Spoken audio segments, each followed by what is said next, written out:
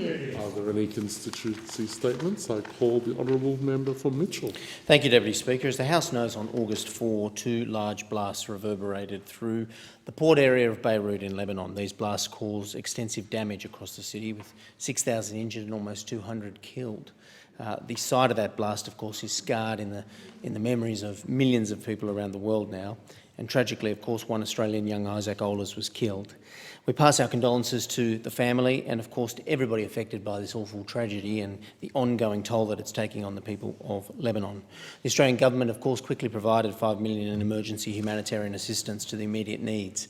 The Australian Embassy was, of course, very badly damaged in its nearby location and proximity to the blast.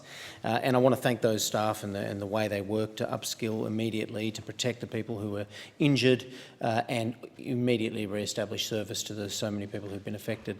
On behalf of the Prime Minister, I was able to chair and convene the leaders of the Lebanese community here in Australia, and I want to thank them from all their different faiths and backgrounds for the immediate way they came together as one whole family of Australians of Lebanese background to immediately talk about what Australians and what we could do with our relative prosperity to help the many relatives and family members back in Beirut affected by these blasts. Amazing stuff, and of course we're now seeing the practical assistance being provided by so much Australian caring and giving here begin to be gripped up for the impacted people.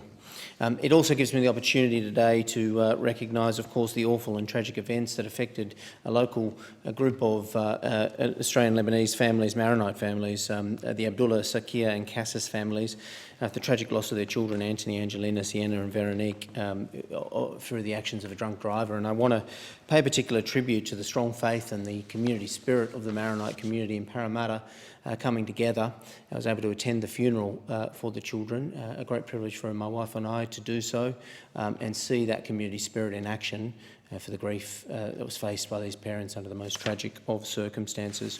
I also want to say to Danny and Layla, who particularly became quite famous for the mother who had lost two young children in such a terrible tragedy, appearing on television candidly and able to forgive the young male who caused the death of their children. Forgiving that person on TV is one of the most powerful things that I've seen, and I know has impacted a lot of people of faith and people not of faith in Australia.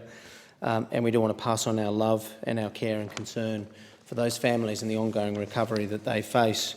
To Layla and Danny Abdullah, to Bridget and Bob Sakir, to Rania and Asad Cassis, our thoughts and prayers are with you, but more importantly, the community's support and love for you and, of course, all of the children who have survived will be there for you, and together as a family, one community of Sydney-siders, will support you any way we can.